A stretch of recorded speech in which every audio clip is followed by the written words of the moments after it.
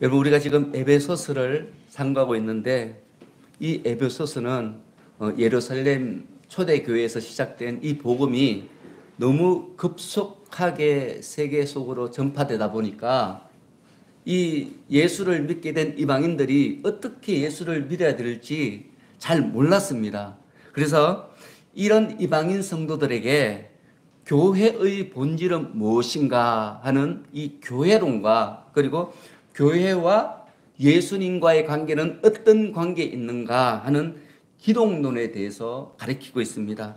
자, 우리가 지난 주일에 상고했듯이 예수님께서는 죄와 허물로 죽었던 우리들을 살리기 위해서 대신 십자가를 지시고 죽으셨습니다. 여러분, 우리가 이것을 진심으로 믿는다면 어떻게 다시 이전의 죄악된 삶으로 돌아갈 수 있겠습니까? 여러분, 우리가 진정으로 이 사실을 믿는다면 구원의 은혜에 감사할 수밖에 없겠죠. 그죠? 매일매일 우리 삶이 감사해지는 것입니다. 여러분, 우리가 믿음이 좋을 때가 있잖아요. 특별히 믿음이 좋을 때는 행복해요, 불행해요? 정말 행복하잖아요. 막 세상이 다 좋게 보이고 세상에 미운 사람이 없고 정말 모든 사람을 다 사랑할 것 같은 그런 생각이 들죠. 그죠? 그래서 우리가 진짜 믿음을 계속해서 유지만 할 수 있다면 우리는 이 세상에서 그 누구보다도 멋지고 행복한 삶을 살 수 있게 되는 것입니다. 여러분, 이 에베소서가 바로 그러한 삶을 살 수 있도록 사도 바울이 혼혈을 기울여서 기록한 책입니다. 그래서 이 에베소서를 통해서 진정한 성도가 어떤 성도인지, 또 진정한 교회는 어떤 교회인지, 이 교회는 예수님의 복음과 어떻게 연관되어져야 되는지 분명하고 똑똑하게 깨닫는 저와 여러분들이 되기를 원합니다. 여러분, 특히 에베소서는요, 우리가 이런 성도들의 삶, 교회의 이런 노릇의 삶을 살기 위해서 어떤 삶을 살아야 되는가에 대해서 우리가 핑계할 수 없도록 분명하게 제시하고 있습니다. 그게 뭔가 하면 2장 10절에 보시면 예수님 안에서 선한 일을 하면서 사는 거라는 거예요. 여러분, 우리가 예수를 잘 믿는 것은 뭐 예배를 잘 드리고 성경을 줄줄 외고 기도를 많이 하고 이런 것이 아니라 예수님 안에서, 예수님의 가르침 안에서 선하게 사는 거예요.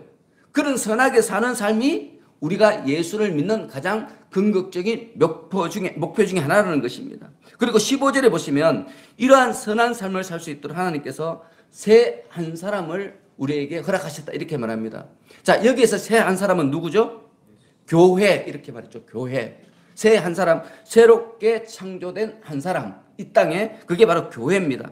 여러분, 이 교회는요, 지금 우리가 섬기는 이 동탄 영락교회만 교회가 아니에요. 교회는 뭔가 하면 밖으로 이끌어내다는 뜻이거든요. 밖으로 이끌어내는 게 교회예요. 근데 이 원래 있던 곳이 어디예요?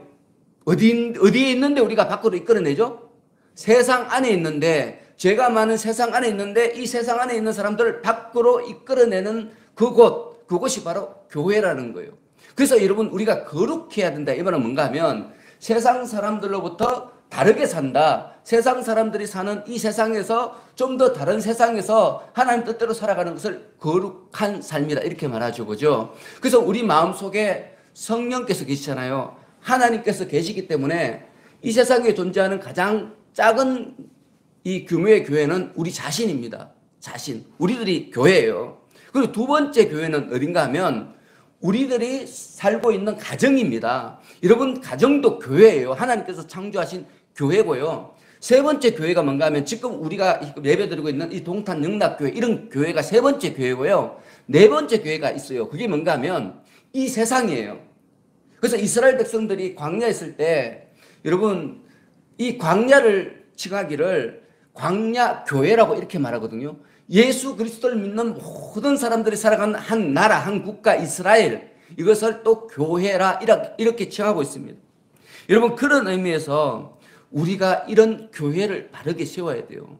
너무 많은 사람들이 지금 우리가 이렇게 섬기는 이 동탄 영락교회, 이 형태의 교회를 교회라고 생각하는데 그렇지 않다는 거예요. 이 모든 교회, 우리 각 사람으로부터 이 나라까지 이 모든 네 단계의 교회는 유기적으로 연결이 돼 있어요, 여러분. 이 중에 하나라도 문제가 생기면 우리가 바른 교회를 섬길 수 없게 되는 거죠. 여러분, 우리가 왜 날마다 우리 자신을 위해서 기도하고 우리 가정을 위해서 기도하고 우리 교회를 위해서 기도하고 또 이 나라를 위해서 왜 기도합니까? 왜냐하면 이 모든 것들이 유기적으로 연결되어 있습니다. 이 중에서 하나만 빠져도 우리 마음이 불편한 거죠. 불안한 거죠. 예수 그리스도를 믿지만 행복하지 않은 것입니다. 그래서 그 유명한 사무엘이 고백하기를 나라를 위해서 기도하지 않는 것은 죄다 이렇게 말했죠. 기억나시죠? 그죠? 그게 왜 그런가 하면 이 모든 믿음, 구원은 유기적으로 연결됐기 때문에 그래요. 그래서 사무엘이 이미 구약시대에 그것을 깨닫고 그 입술로 고백하게 된 것입니다. 그래서 여러분 날마다 우리가 이 교회를 위해서 기도할 수 있기를 예수님으로 축원합니다. 여러분 오늘 우리가 창립 기념주일인데 뭐 어떤 분들은 야 16년이나 됐는데 아직도 이래? 이런 사람도 있는데 저는 그렇게 생각하지 않습니다. 여러분 이 험난한 세상 가운데서 우리가 믿음을 지키고 말씀을 지키고 이렇게 생존하는 것 이 자체만으로도 정말 큰 은혜입니다. 저는 그렇게 생각합니다. 우리 교회가 어떻게 성장할지 저는 모르고요. 아무도 모르겠죠. 그죠? 근데 하나님께서 제가 하나님께 바라는 것은 뭔가 하면 우리 교회가 넘어지지 않고 빌라델베아 교회처럼 끝까지 하나님의 심판의 그날까지 존재하는 것입니다. 우리가 그 일을 위해서 하나의 이 썩는 미랄이 되어야 될 줄 믿습니다. 여러분 하나님께서 우리들에게 예수님 안에서 함께 지어져 가는 교회가 되라 이렇게 말씀을 주시는데 여러분 이 말씀을 주시는 것은 뭔가 하면 우리에게 주신 이 말씀이 우리 계속해서 우리가 상고하고 있는 것처럼 이 하나님께서 주신 이 복음이 교회 밖까지 흘러 넘치는 역사를 이루게 하기 위해서죠. 그죠? 여러분 오늘 특히 우리가 뭐 에베소서 이 말씀을 일부러 정한 게 아니잖아요. 주어진 말씀을 우리가 말씀을 한 책을 쭉 연결해서 이 말씀을 설교하기 때문에 저도 다음 주에 무슨 말씀이 되는지 잘 몰라요. 왜냐하면 오늘 이 말씀에 완전히 집중하고 있기 때문에 여러분 그런데 정확하게 우리 하나님께서 교회에 대한 말씀을 주셨어요. 오늘 창립 기념주일에 이 말씀은 우리가 가지고 있는 이 은혜를 교회 밖까지 넘치게 하는 역사를 너희가 이루라 하는 명령인 것입니다. 그래서 이 명령의 아멘으로 나아가는 저와 여러분이 되기를 원합니다. 이 놀라우신 은혜가 먼저 내 안에서 넘치고 우리 가정에서 넘치고 교회 밖까지 넘치고 그래 인해 이 나라가 하나님을 섬기는 거룩한 나라가 될 수 있도록 오늘 다시 한번 믿음의 결단하는 저와 여러분이 되기를 축원합니다. 자, 우리 본문을 보겠습니다. 먼저 16절 보시기 바랍니다. 우리 다 같이 읽습니다. 시작. 또 십자가로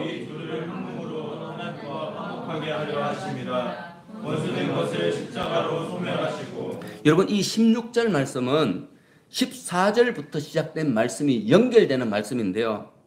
예수님께서 십자가를 지신 목적에 대한 말씀입니다. 여러분 바로 앞부분인 15절을 보시면 인간과 인간 사이의 화평을 우리 예수님께서 이루셨다 그렇게 말씀하시고요. 오늘 본문인 16절에는요 하나님과 인간 사이의 화목을 우리 예수님이 이루셨다 이렇게 말씀하고 있습니다. 그러므로 여러분 우리가 먼저는 서로 불신하고 미워하는 대적하는 인간과 인간 사이를 화목하게 하는 그런 일을 해야 되는 거죠. 예수를 믿기 때문에 우리 예수님이 그런 일을 이루기 위해서 십자가에 못 박혀 죽으셨기 때문에 우리가 성도로서 반드시 해야 되는 일은 뭔가 하면 사람과 사람 사이에 있는 불신을 제거하는 거예요. 그런 것을 우리가 십자가를 짐으로써 해소하는 거죠. 그렇게 우리가 그리스도 예수 안에서 하나가 되면 우리 마음이 그리스도 예수 안에서 하나가 되고 우리 가정이 그리스도 예수 안에서 하나가 되고 우리 교회가 그리스도 예수 안에서 하나가 되면 그때 비로소 하나님과 우리와의 관계 속에서 화평이 이루어진다는 거예요. 여러분 너무 많은 사람들이 생각하기를 하나님과 화평을 이루면 사람과 사람 사이에 화평이 이루어진다 그러는데 성경은 조금 다르게 말씀하고 있습니다. 여러분 우리가 하나님께 온전히 예배를 잘 드리면 그러면 우리 가정이 화평이 온다 이렇게 생각하잖아요. 그렇지 않습니다. 여러분 우리가 예수를 잘 믿고 우리 가정 안에서 우리 가족끼리 먼저 화평을 이루면 그때 우리가 영과 진리로 하나님을 예배할 수 있게 되는 거예요. 여러분 예배는 우리의 신앙 고백이고 믿음의 결과물이거든요. 예배를 통해서 우리가 뭘 얻는 게 아니에요. 여러분, 그걸 자꾸 오해를 하는데, 예배는 우리의 믿음의 고백이고 우리의 믿음의 표현입니다. 그렇기 때문에 우리가 예배를 드리기 위해서 먼저 내 마음 속에 있는 탐욕과의 싸움에서 이겨내야 되고요. 우리 가정이 서로 이기적이고 개인적인 욕심에서 벗어나야 되고, 우리 교회도 마찬가지가 아니겠습니까? 우리끼리만 복받고 우리끼리만 잘 되기를 원하는 그 마음을 이겨내고 서로 함께 하나님의 나라를 이루기 위해서 복음이 밖으로까지 넘치게 되는 역사를 위해서 힘써야 되는 거죠. 이게 바로 하나님과의 화목을 이루기 위한 가장 기초적인 작업이 되는 것입니다. 그런데 여러분, 오늘 본문의 이 16절에서 중요한 것은 뭔가 하면 이 둘이라는 표현이, 이 둘은 누구를 뜻하죠? 유대인들과 이방인들이에요. 여러분, 유대인과 이방인은 서로 사랑할 수 있는 존재예요? 사랑할 수 없는 존재예요? 사랑할 수 없는 존재예요. 우리 예수님은 서로 사랑할 수 없는 사람들이 서로 사랑할 수 있도록 하기 위해서 십자가를 지신 거예요. 여러분, 그렇기 때문에 저 사람은 사랑할 수 없다, 저런 사람을 어떻게 사랑하냐, 그런 사람을 우리가 어떻게 해야 돼요? 사랑해야 되는 거예요. 내가 예수를 믿는다면은 내가 사랑할 만한 사람을 사랑하는 것이 아니고 내가 사랑할 수 없는 사람을 사랑하는 것이 바로 예수를 믿는 거예요. 그것을 위해서 우리가 예수님을 믿는 것이고 예수님이 십자가에 못 박혀 죽으신 거죠. 그런데 여러분, 이 당시에 이 유대인들은요, 이 말씀을 도저히 이해할 수가 없었어요. 여러분, 유대인들에게 있어서 오늘 이 본문은요, 너무 비상식적인 것이었어요. 왜냐하면 유대인들의 입장에서는 자기들은 이미 예수님이 이 땅에 오시기 전에 하나님께 선택된 백성이라는 그런 신념 같은 것이 가장 깊이 자리하고 있었습니다. 예수님이 아니더라도 이미 자기들은 하나님의 소유예요. 이미 자기들은 거룩한 나라예요. 이미 자기들은 하나님의 소유된 백성이에요. 이스라엘 백성들 선민 아닙니까? 여러분, 그렇기 때문에 여러분, 이 유대인들은요, 예수를 믿는 것이 너무너무 힘들었어요. 왜냐하면 나는 이미 의로운데, 나는 이미 하나님으로부터 구원받았는데 또 뭐 때문에 예수를 믿고 다시 구원받아야 되느냐, 이런 생각에 휩싸여 있었던 것이죠. 여러분, 이스라엘 백성들이 이상할 정도로 예수님을 배격했잖아요. 그죠? 예수님이 그렇게 많은 병자들을 고치시고 많은 은혜의 말씀을 선포하시는데도 불구하고 이스라엘 사람들은 예수님을 배척하고 심지어 십자가에 못 박아 죽였어요. 그리고 그렇게 탄생한 교회를 박해하고 성도들을 죽였어요. 여러분, 왜 그 사람들이 그렇게 했는가 하면 그 사람들의 마음 깊은 곳에 나는 이미 선민이다, 이미 하나님의 백성이다, 나는 이미 구원받았다, 그렇기 때문에 예수가 필요 없다, 이런 생각이 너무 깊이 자리 잡고 있었기 때문에 예수님을 배척한 것입니다. 그런데 여러분, 우리가 성경을 통해서 분명히 알 수 있는 것은 뭔가 하면 그들은 그렇게 믿었지만 그들의 실상은 그렇지 않았다는 거예요. 여러분, 그들은 하나님께 선민으로 선택받았다고 생각했지만 그들은 그 상태에서 이미 하나님께 버림받은 존재였다는 거예요. 그런데 그들이 그걸 모르고 있었죠. 우리 예수님께서 분명히 말씀하셨습니다. 너희들은 하나님과 화평을 이루고 있는 상태가 아니라 지금 너희들은 사탄의 자식이다, 그래서 오히려 하나님의 뜻을 거스르고 있다, 이렇게 유대인을 향해서 선포하셨습니다. 너희 자신을 정직하게 다시 돌아보라는 거예요. 그러면 너희가 지금 하나님을 섬기는 것이 아니라 너희 탐욕을 섬기고 사탄을 섬기고 있음을 분명히 깨달을 수 있을 것이다. 우리 예수님의 3년 동안 선포하신 복음이 바로 그 말씀입니다. 그 말씀에 몇몇 소수의 사람들은 양심의 가책을 받고 예수님 앞에 나왔습니다. 그런데 너무 많은 사람들이 다가오지 않고 오히려 예수님을 십자가 못 박아 죽였어요. 여러분, 우리 하나님께서 이스라엘을 너무너무 사랑하시잖아요. 그죠? 우리 구약 성경 보면 얼마나 사랑하시는지 어떨 때는 눈물이 나요. 가슴이 막 점해요. 그 정도로 우리 하나님은 이스라엘 백성들을 사랑하셔요. 그런데 우리 하나님께서 그들을 떠나가셨다는 거예요. 그렇게 사랑하시는데 떠나가셨어요. 왜요? 사탄을 하나님인 것처럼 섬기고 사탄을 하나님인 것처럼 예배했기 때문에 그래요. 그래서 우리 하나님은 우리 하나님이 그렇게 사랑하시던 그 성전마저도 포기하셨어요. 얼마만큼 포기하셨는가 하면 성전 위에 돌 하나도 없을 만큼 완전히 무너지도록 완전히 포기하셨어요. AD 70년에 그렇게 됐지 않습니까? 그만큼 하나님께서는 이 유대인들이 변질된 믿음을 가지고 있는 것에 대해서 마음 아파하셨고 그리고 한탄하셨다는 거죠. 이 기독교 역사가 그것을 분명히 말씀해 주고 있습니다. 여러분, 우리가 구약 성경을 읽으면서 계속해서 우리 마음속에 남는 마음이 뭡니까?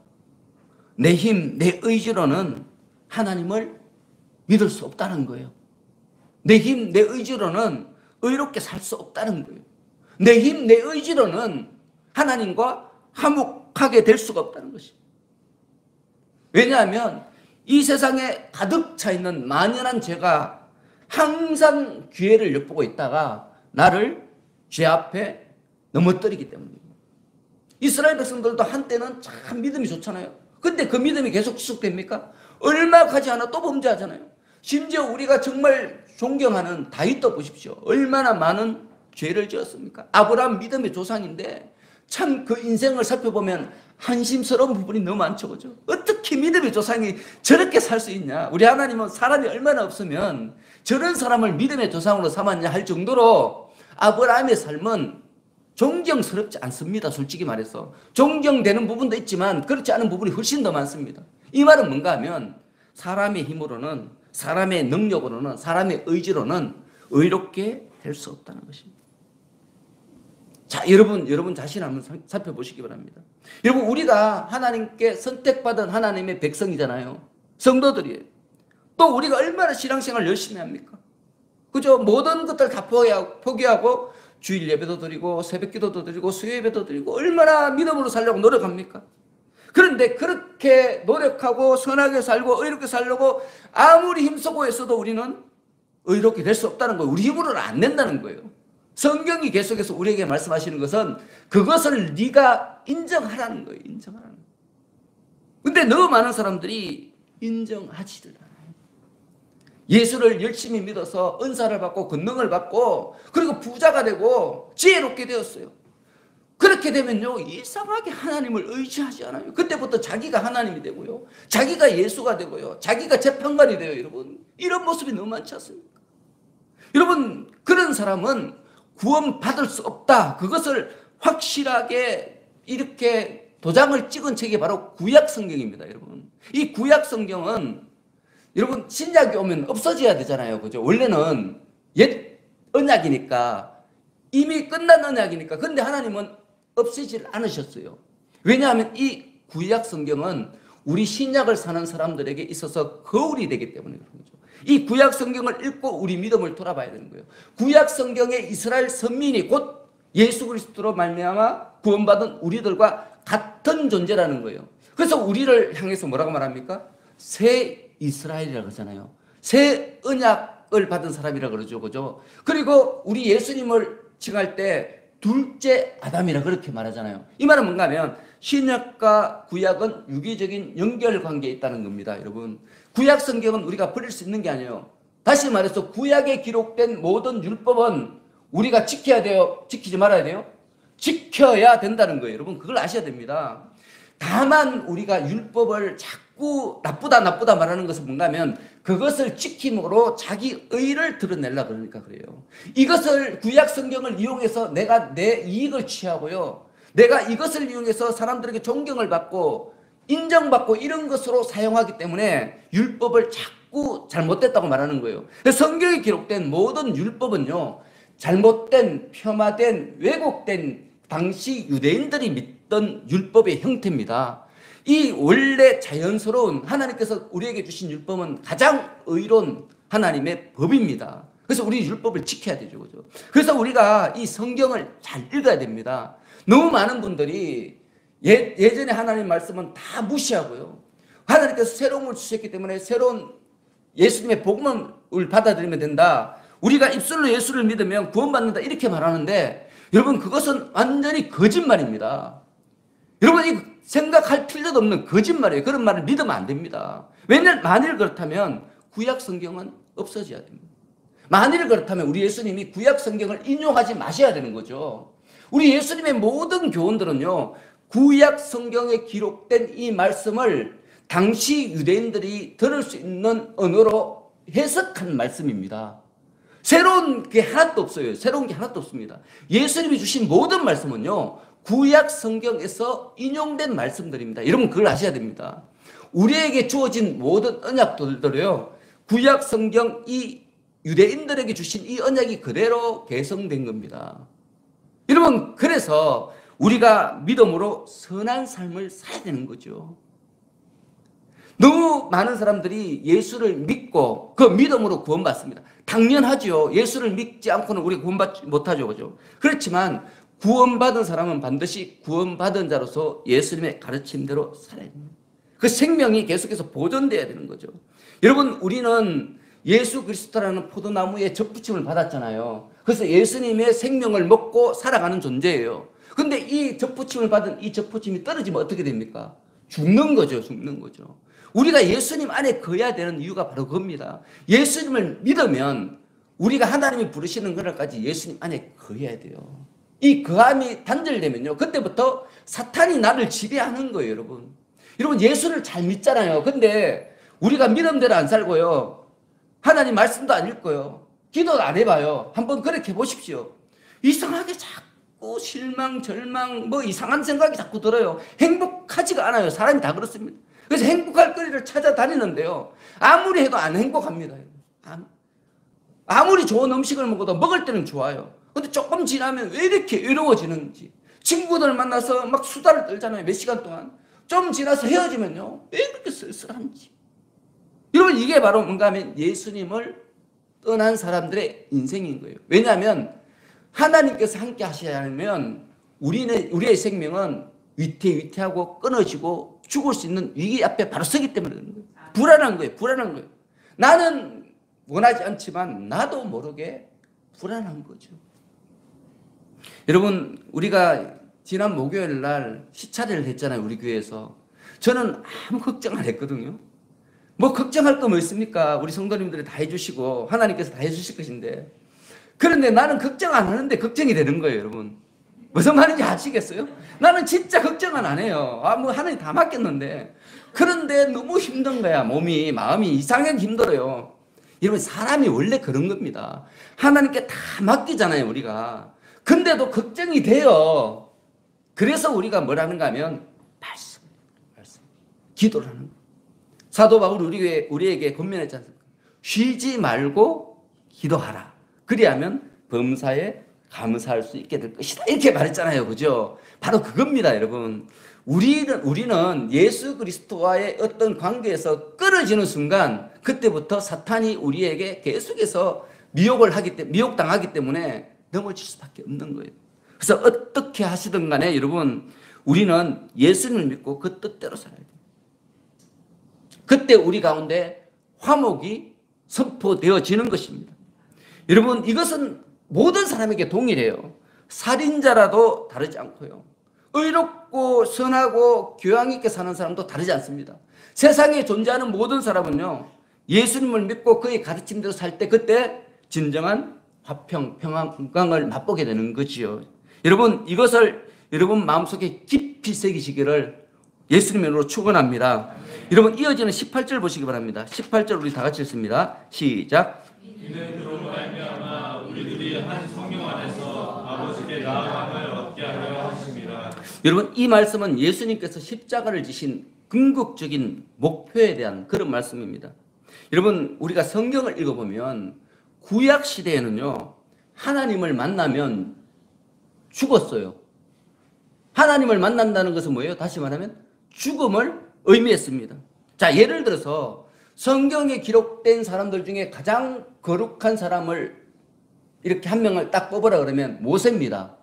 우리 하나님이 그렇게 인정하셨어요. 근데 그렇게 인정한 모세조차도 우리 하나님께서 뭐라고 말씀하는가 하면 하나님을 보고 살 자는 없기 때문에 너는 하나님의 얼굴을 보지 말라 이렇게 말했어요.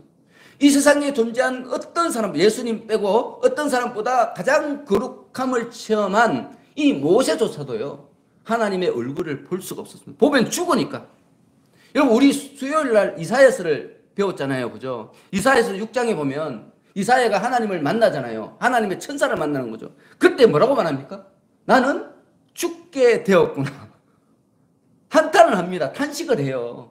그만큼 하나님을 만난다는 것은 무엇을 뜻하는가 하면 죽음을 뜻했습니다. 죽음. 하나님을 만나면 죽는 거예요, 그냥. 그런데 오늘 본문에는 그렇게 하나님을 만나면 죽는데 우리 예수님이 그것을 무효화시켰다는 거예요. 우리 예수님을 믿는 자는 유대인뿐만 아니라 이방인들도 하나님을 만날 수 있게 되었다는 거예요. 뭐 때문에? 예수 그리스도께서 우리 죄를 사해 주셨기 때문이라는 거예요. 그래서 19절 보시기 바랍니다. 19절 다 같이 읽습니다. 시작. 그러므로 이제부터 너희는 외인도 아니요 나그네도 아니요 오직 성도들과 동일한 시민이요 하나님의 권속이라. 자, 여기에서 너희는 누구죠? 이방인들. 시민이라는 말은 뭔가 하면 한 울타리 안에 있다, 이런 뜻이에요. 한 울타리 안에 있다. 권속이란 말은 한 가족, 한 식구, 이런 뜻이에요. 자, 예수님께서 십자가를 지심으로 서로 원수지간이었던 이방인과 유대인들을 교회라는 한 울타리에 있는 한 가족이 되게 하셨다, 이런 뜻입니다. 쉽게 말하면. 그리고 여러분, 오늘 이 본문에 굉장히 중요한 말이 있는데 뭔가 하면 이 말이에요. 오직 성도들과 동일한 시민이요 하나님의 권속이다. 예수를 믿는 사람은 그 사람이 이방인이든 유대인이든 관계없이 오직 성도들과 동일한 시민이요 하나님의 권속이다. 여러분, 근데 여기에서 성도라는 말이 굉장히 중요한 말인데요. 성도라는 말이 우리 같은 성도를 뜻하는 그 성도가 아니에요, 여러분. 여기서 성도라는 말은 뭔가 하면 성인들, 신앙의 위대한 위인들, 이 사람들을 뜻하는 그런 표현입니다. 그게 성도예요. 아브라함과 모세와 엘리야와 다니엘 같은 사람, 베드로와 바울과 성 어거스틴 같은 사람, 교회사에 빛나는 그런 위대한 인물, 그들과 우리는 전혀 다를 것 없는 동등한 사람입니다. 그들과 함께 하는 하나님의 한 식구라는 거예요, 여러분. 자, 성도들 사이에 계급이 있습니까, 없습니까? 없다는 거예요, 여러분. 성도들 사이에 누구는 위대하고 누구는 덜 위대하고 있습니까, 없습니까? 없다는 겁니다. 여러분, 그걸 아셔야 돼요. 예수 그리스도를 믿는 사람은 내 의가 아니에요. 내 힘이 아니에요. 예수 그리스도 의로 인하여 우리가 의롭게 되기 때문에 다 똑같이 의로운 거예요. 똑같이 의로운 거예요. 다만 이 의를 어떻게 유지하고 있느냐, 유지하지 못하고 있느냐, 그 차이지. 어떤 사람은 의롭고 어떤 사람은 덜 의롭고, 하나님이 어떤 사람은 더 사랑하고 어떤 사람은 덜 사랑하고, 그런 게 아니라는 거예요. 하나님은 모든 사람을 똑같이 사랑하셔요. 근데 중요한 건 뭐예요? 하나님이 주신 그 사랑을 내가 얼마만큼 간직하고 있느냐에 따라서 그 사람에게 하나님의 사랑이 크게 나타날 수도 있고 작게 나타날 수도 있는 거예요. 여러분, 예를 들어서 부모님이 자녀에게 똑같은 컴퓨터를 주셨어요. 근데 그 컴퓨터를 한 아이는 함부로 사용해서 일주일 만에 고장냈어요. 근데 한 아이는 매일 잘 사용해서 1년이 돼도 멀쩡해요. 여러분, 그렇다면 그 두 아이 중에서 아버지가 엄마가 주신 선물을 잘 사용하는 사람, 그 선물로 인해서 기뻐하는 사람은 누구예요? 컴퓨터를 잘 유지한 사람이잖아요. 컴퓨터를 일주일 만에 깨트린 사람은요, 아버지한테 하나도 안 고마워요. 그 고마움이 금방 사라져요. 뭐 이런 거 주셨어. 고장난 걸 주셨어. 근데 컴퓨터를 잘 유용한 사람은 뭐라고 그래요? 아, 우리 아빠는 최고야. 우리 엄마 최고야. 이 세상에 우리 엄마 아빠만큼 좋은 사람 없어. 이렇게 이야기할 거 아니겠습니까? 예수 믿는 것도 똑같아요, 여러분. 여러분들에게 똑같은 하나님의 의를 주시고 사랑을 주시고 은혜도 부어주셨어요. 근데 이것을 여러분이 어떻게 받아들이고 간직하느냐에 따라서 여러분이 하나님을 더 사랑하는 사람이 될 수도 있고 오히려 하나님을 미워하고 떠나가는 사람이 될 수 있다는 거예요. 여러분, 우리가 그걸 알아야 돼요. 너무 많은 사람들이 이걸 믿지 않아요.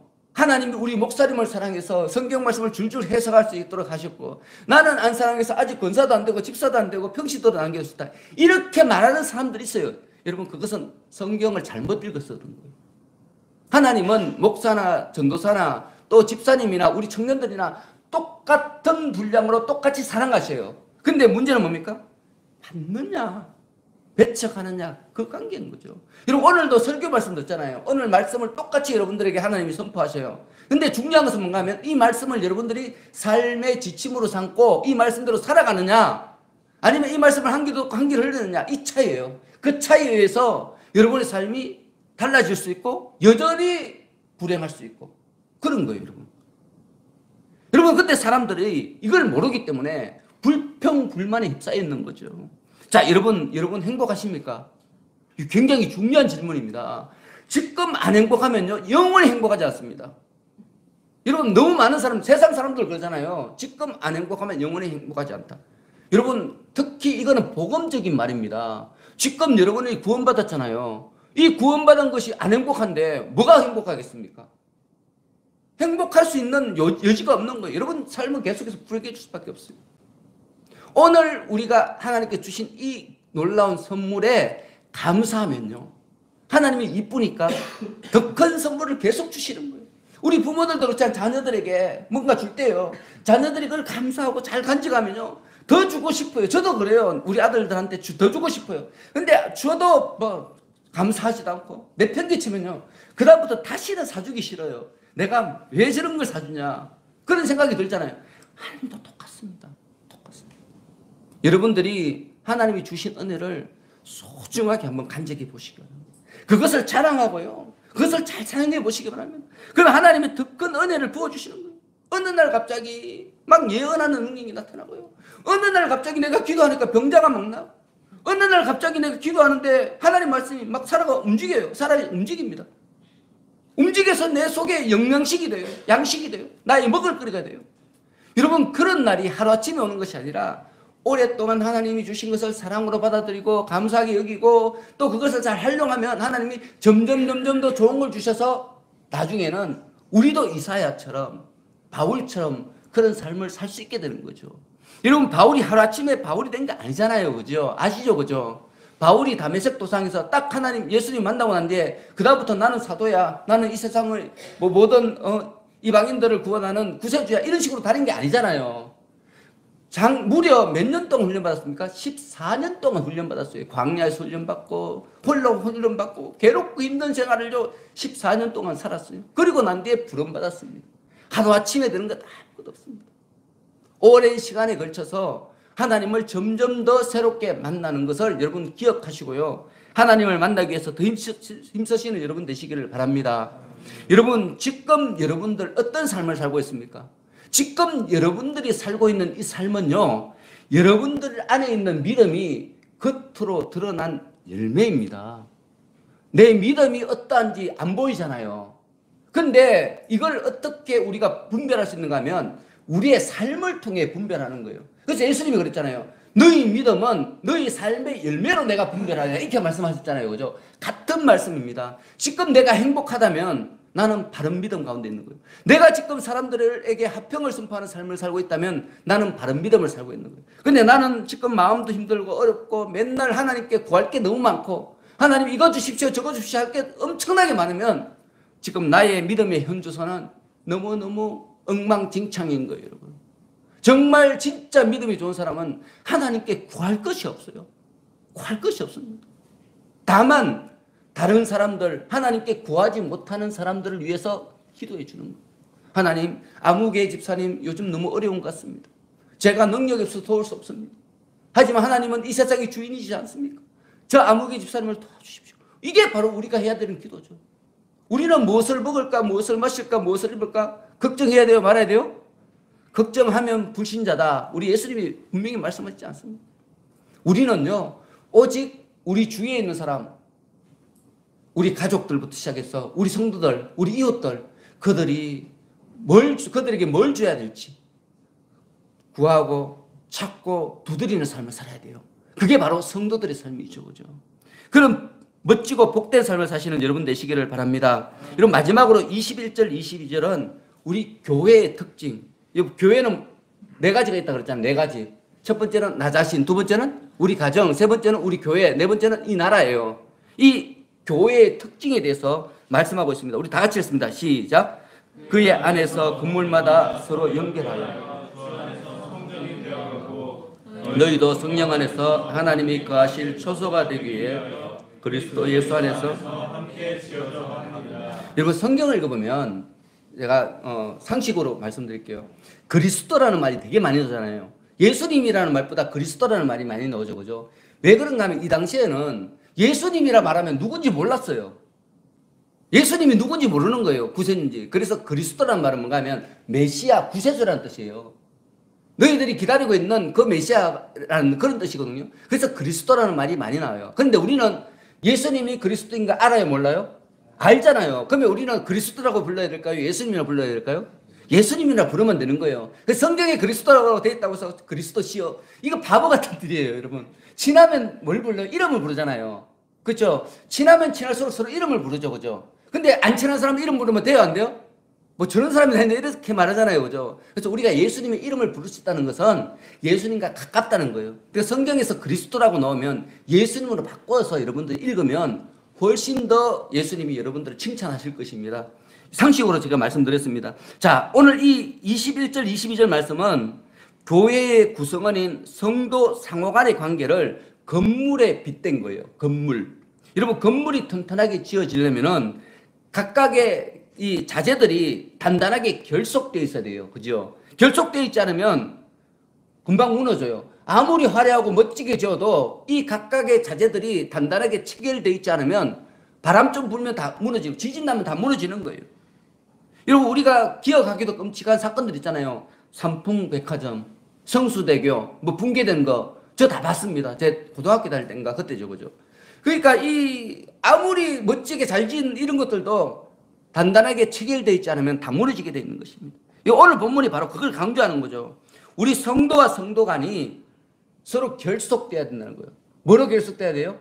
예수 그리스도를 믿는 믿음으로 결속돼야 돼요. 그때 우리 교회가 진정한 교회가 되고 하나님의 처소가 되고 성전이 될 수 있다는 것입니다.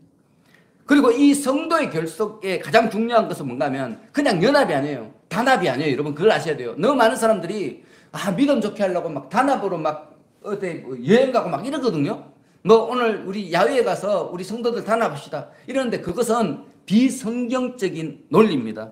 여러분 이 성도들의 결속은 뭔가 하면 예수님 안에서 함께 지어져 가는 거예요. 생명의 결속이에요. 내 마음속에 예수님의 생명이 있고 또 우리 무성이 마음속에 예수님의 생명이 있으면 우리는 단단하게 결속되는 거예요. 하나가 되는 거예요.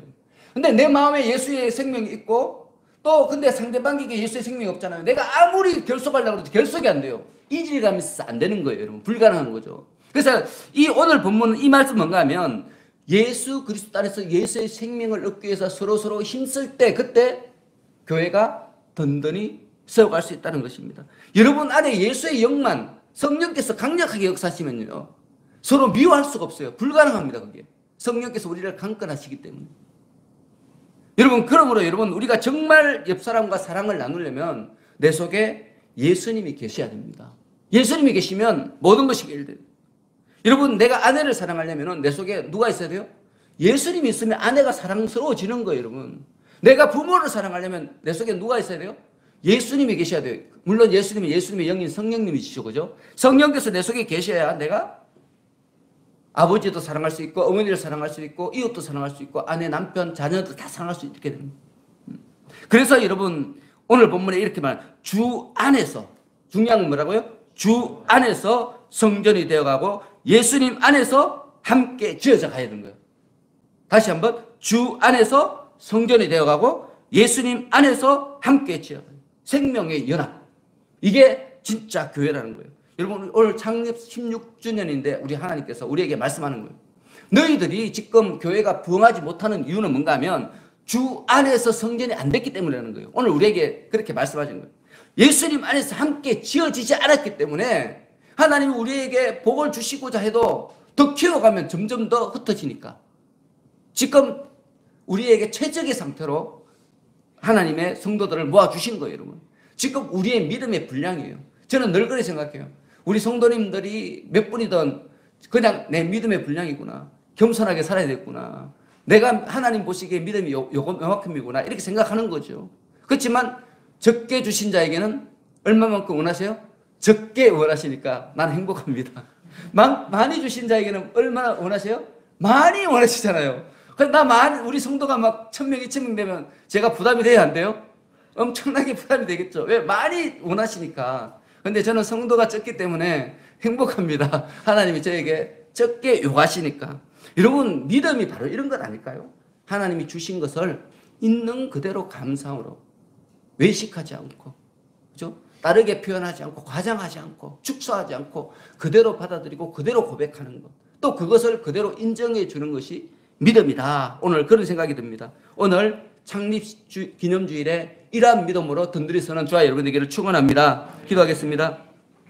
하나님 아버지, 우리가 하나님과 화평하기 위해서는 반드시 예수님의 의를 힘입고 성령의 인도하심을 따라 자신을 깎는 인내를 배워함을 깨닫습니다. 또한 이러한 삶을 통해 교회 안에 있는 성도들의 사랑이 교회 밖으로까지 넘쳐남을 오늘 다시 한번 깨닫습니다. 하나님, 저희들 모두 주 안에서 성전이 되어가게 하여 주시옵소서.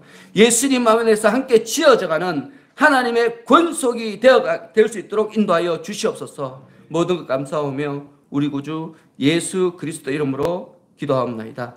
아멘.